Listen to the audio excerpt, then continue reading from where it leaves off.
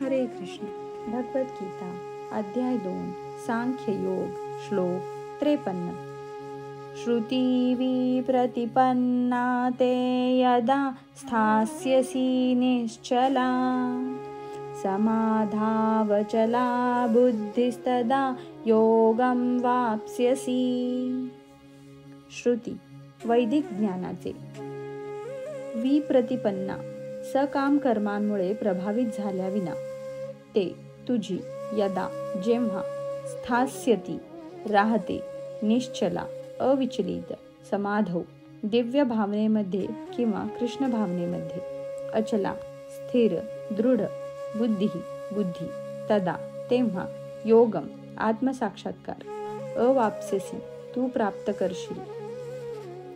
जेव्हा तुझे मन वेदांच्या डौलदार अलंकारिक भाषेने विचलित न होता आत्मसाक्षात्कारामध्ये समाधिस्थ होईल तेव्हा तुला दिव्य भावनेची प्राप्ती होईल.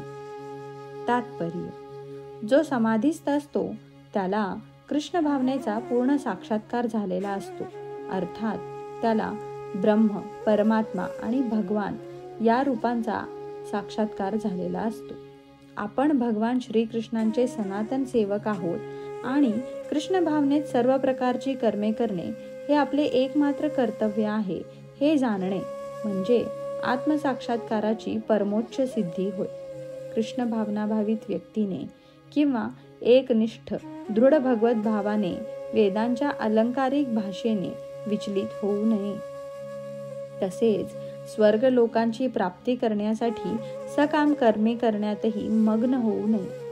कृष्ण भावनेमध्ये मनुष्याचा संबंध प्रत्यक्ष श्रीकृष्णांशी येतो आणि त्यामुळे त्या दिव्य स्तरावरून तो श्रीकृष्णांपासून प्राप्त होणारे मार्गदर्शन जाणू शकतो.